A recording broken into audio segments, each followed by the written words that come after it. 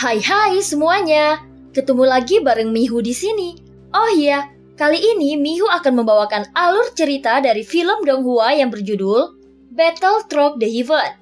Mihu mengingatkan sekali lagi ya bahwa konten ini full spoiler. Mari siapkan cemilannya dan mari kita mulai alur ceritanya.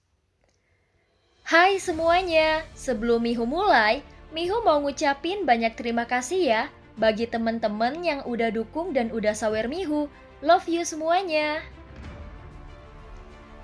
Melanjutkan dari kisah sebelumnya. Saat berikutnya beberapa kekuatan dari senior Labu Dewa Bermata 9 menghilang. Dan semua orang ditutupi dengan cahaya biru yang aneh seperti segel. Dengan semakin banyak cahaya biru di tubuh mereka, maka kecepatan dan kekuatan mereka sangat terpengaruh. Seolah-olah cahaya biru ini memiliki efek penekanan yang begitu kuat. Xiao Yueli sedikit mengeringit, dan dia memegang sabit Dewa Kematian dengan erat di tangannya. Karena dia mungkin harus bertindak saat ini. Beberapa Raja Roh telah menerobos pertahanan mereka. Dan para senior dari Labu Dewa Bermata 9 masih melawan. Tetapi terlihat mereka akan segera mencapai batasnya. Pada saat ini Dewa Kematian masih terus bertarung dengan Raja Tianxun dan sepertinya Raja Roh Tianxun tidak bisa menyingkirkan Dewa Kematian untuk sementara waktu. Namun selain Tianxun, Raja Roh lainnya benar-benar berada di atas angin. Setelah benar-benar menembus pertahanan mereka. Meskipun pendekar pedang gila ditutupi dengan cahaya biru, namun mereka terus mencoba memblokir serangan para Raja Roh yang mengakibatkan mereka terluka parah. Dan karena cahaya biru yang aneh ini, kecepatan pemulihan mereka turun tajam dan konsumsi energinya terlalu tinggi. Sial, aku khawatir tidak akan bisa bertahan lagi. Ucap pendekar pedang gila bergumam di dalam hatinya. Kemudian dia memadatkan kedua jarinya ke dalam kotak pedang di belakangnya.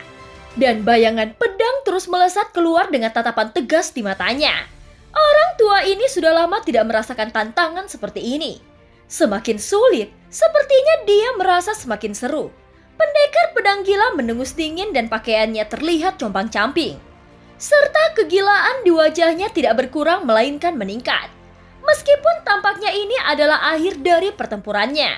Namun dia tidak mundur sedikit pun dan siap bertarung dengan segala cara. Aku sangat tertarik dengan apa yang kau katakan. Sekarang satu-satunya cara untuk menyelamatkan junior ini adalah bertarung sampai akhir. Aku tidak ingin bersembunyi di dalam labu sepanjang waktu. Ucap pendekar pedang gila memandang para Raja Roh dengan tatapan matanya yang terlihat gila. Dia juga seorang militan dan darahnya tiba-tiba menyembur keluar. Dan bayangan pedang dari pendekar pedang gila melolong keluar menjadi ratusan bayangan yang membentuk susunan pedang.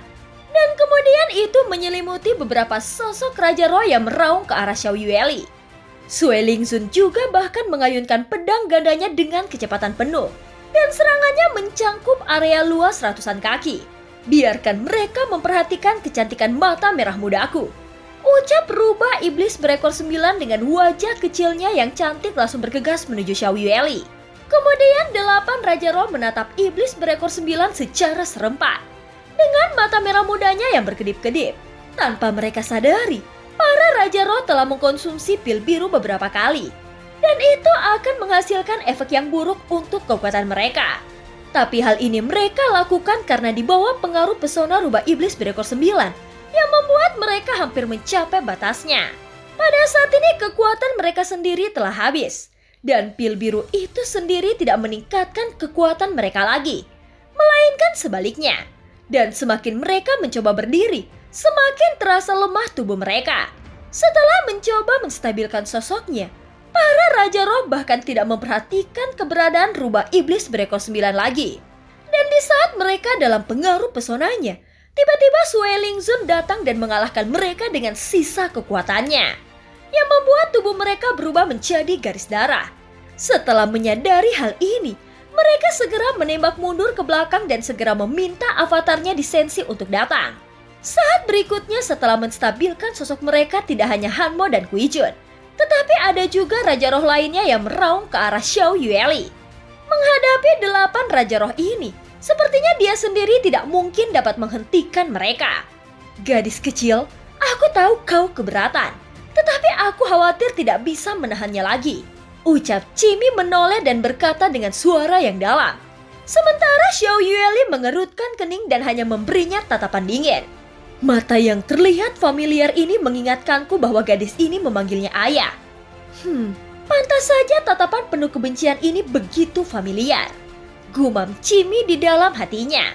Saat ini Xiao Yueli masih belum berani keluar, karena situasi di bagian Xiaoyan menjadi semakin serius. Dan mata 8 Raja Roh meledak menjadi cahaya biru. Dan tampaknya mereka pasti akan memenangkan pertempuran ini. Sementara itu beberapa senior dari Labu Dewa Bermata 9 telah kalah. Dan sekarang mereka semua dalam keadaan terlemah. Xiao Yueli sedang melihat 8 sosok yang melayang di udara dengan wajah pahit. Semoga aku tidak menyesalinya. Dan aku benar-benar harus keluar dari sini. Ucap Xiao Yueli mengutuk dirinya sendiri di dalam hatinya. Karena dia khawatir telah membuat keputusan yang buruk. Sementara itu, 8 Raja Roh di depannya melihat pemandangan ini dengan mata yang bercahaya biru. Dan cahaya biru di lengan Jimmy masih belum hilang. Dan itu sangat sulit untuk dihadapi. Jika kau pergi ke dunia bawah, Pluto bisa menyelamatkanmu. Tepat ketika Jimmy penuh keraguan, apakah dia harus mengingkari janjinya dan melarikan diri? Saat ini suara Xiao Yueli tiba-tiba muncul di benaknya. Dan dengan santai dia melihat Xiao Yueli di belakangnya dengan wajah yang bingung. Yang terakhir mengatakannya dengan sangat serius. Dan dia sama sekali tidak terlihat sedang bercanda. Situasinya tidak benar. Mengapa kita tidak mundur dulu? Ucap Jimmy. Saat ini dia terus mundur dan 8 Raja Roh sudah bergerak. Kau bukan teman ayahku, bukan? Karena teman ayahku tidak pengecut sepertimu. Ucap Xiao Yueli melangkah ke depan secara langsung. Dan dia langsung terbang menuju ke arah 8 Raja Roh. Segera 8 Raja Roh menyerangnya pada saat yang bersamaan. Serangan dari 8 Raja Roh sudah mendekat. Dan Xiao Yueli tidak punya pilihan selain menahannya. Namun 2 tinju akan sulit menahan 4 tinju. Kecuali memiliki kekuatan penghancur. Saat ini Raja Roh bersinar dengan cahaya biru yang aneh. Dan begitu bersentuhan, maka Raja Roh dapat menekan kecepatan lawannya. Tentu saja 8 Raja Roh ini berhati-hati. Sehingga hanya 6 dari mereka yang benar-benar mengambil tindakan terhadap Xiao Yueli. Dan 2 Raja Roh lainnya berurusan dengan Jimmy. Pada saat yang sama, Xiao Yueli mengangkat tangannya dan melambaikan sabit Dewa Kematian dengan kejam. Cahaya hitam menyapu seperti gelombang. Dan Raja Roh bersinar dengan cahaya biru yang berisi aturan. Tetapi kekuatan reinkarnasi Xiao Yueli mengandung aturan yang lebih kuat. Hanya saja dengan kekuatannya saat ini, dia tidak cukup kuat untuk mengerahkan 1/10 dari kekuatannya.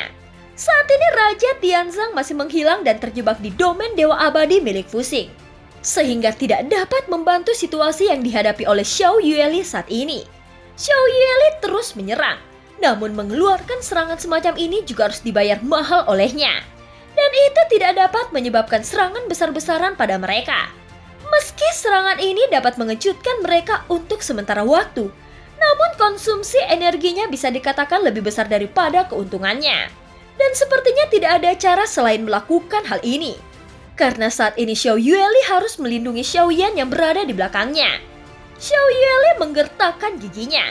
Kemudian aura kekerasan di tubuhnya mulai melonjak. Dan ekspresi di matanya berubah. Itu terlihat seperti ada sesuatu yang ditekan di dalam dirinya. Tidak ada yang bisa menyakiti ayahku. Jika kalian melakukan itu, aku akan mencabik-cabik mayat kalian dan membuat kalian semua sengsara. Teriak Xiao Yueli.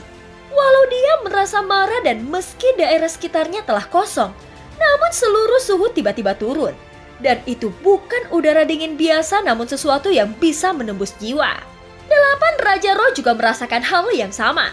Karena saat ini jiwa-jiwa di tubuh mereka gemetar ketakutan.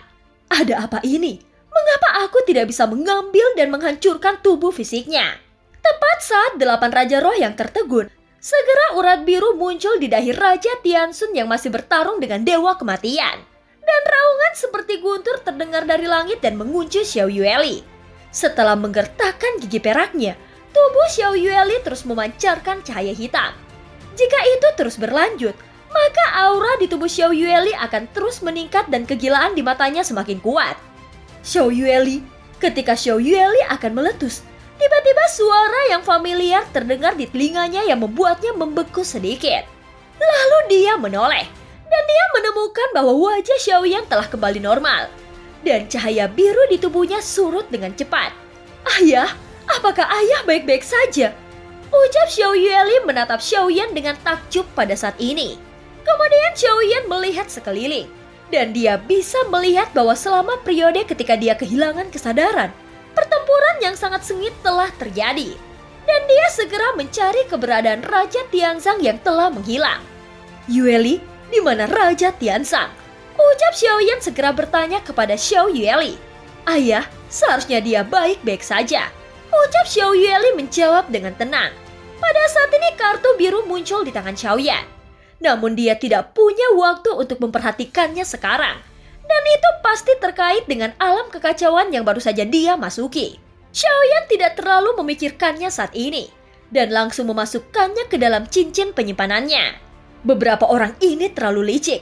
Dan aku harus memberi mereka pelajaran. Xiao Yueli terus bersabar untuk waktu yang lama.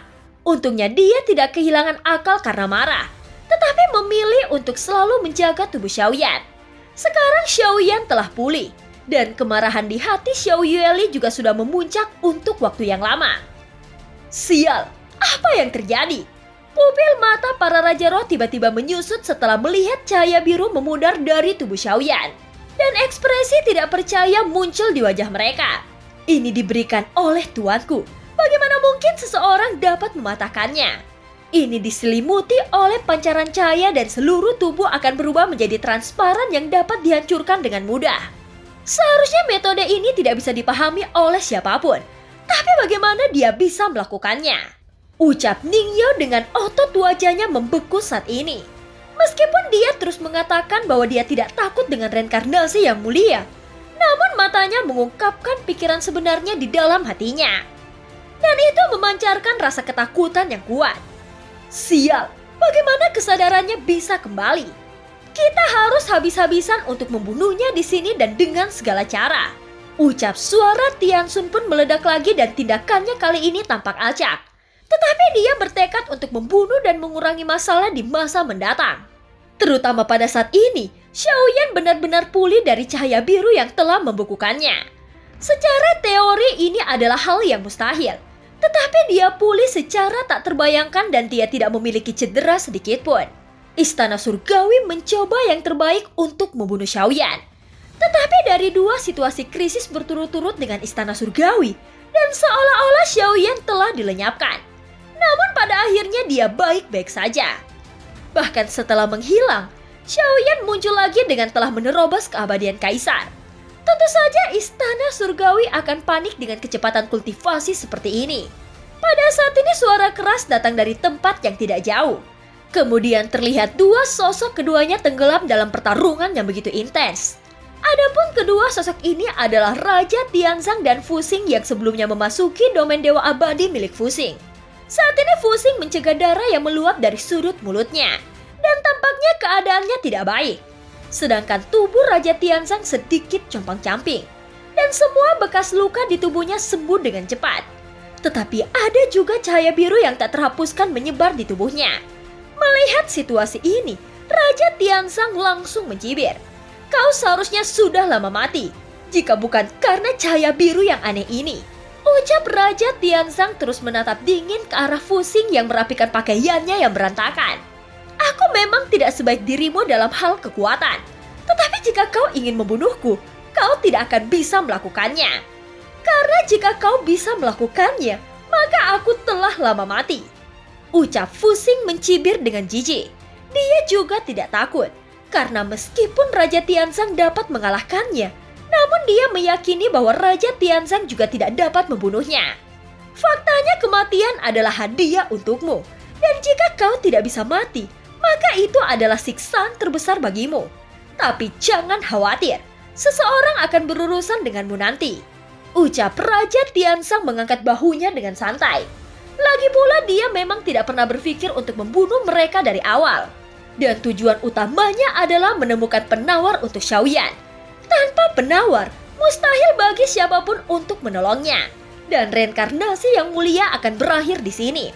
Fusing berbicara bangga dengan kepercayaan diri dan nada yang tak tertandingi serta senyum sinis di wajahnya. Seolah-olah istana surgawi telah mencapai tujuan mereka.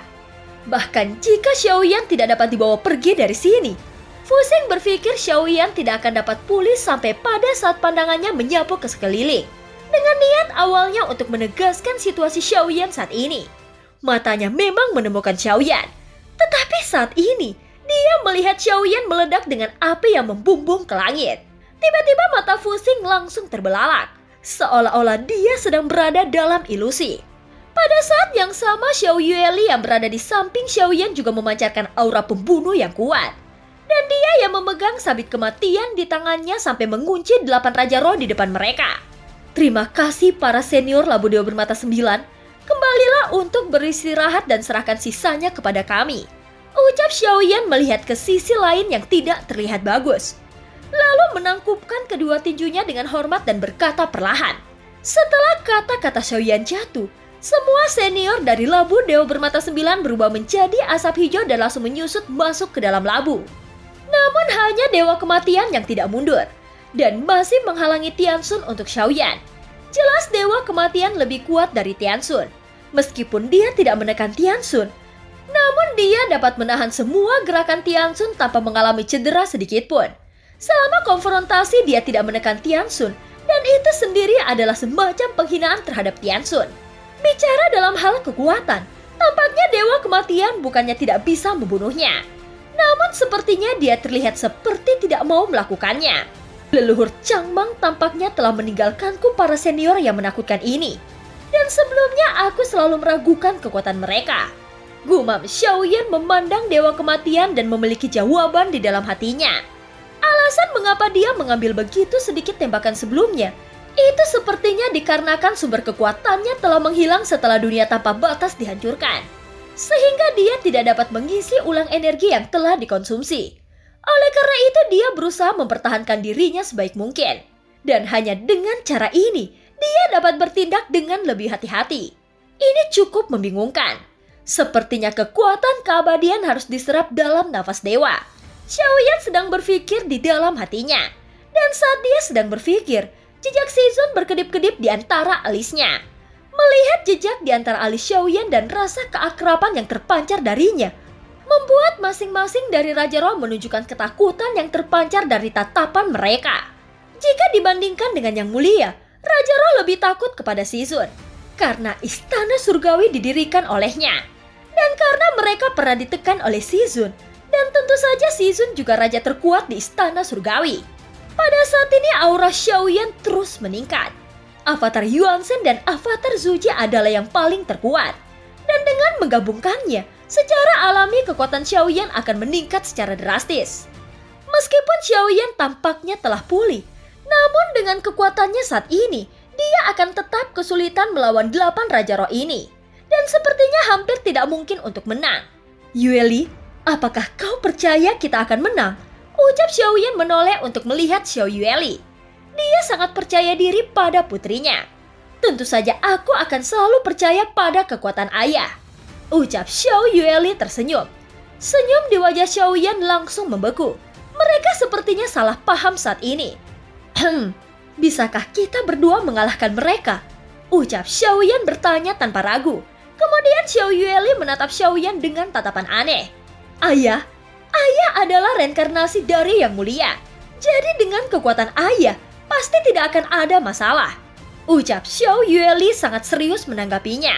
Dan itu membuat Xiaoyan mengerutkan keningnya. Xiao Yueli, dengarkan ayah. Jika kita tidak berhasil, kita akan mundur terlebih dahulu. Ucap Xiaoyan. Pada saat ini Xiaoyan berkata dengan senyum masam. Adegan ini terlihat agak aneh. Dan 8 Raja Roh ragu-ragu seolah-olah mereka ingin mundur serta ada ketakutan di hati mereka. Kupikir apa yang dikatakan ayah memang sangat masuk akal.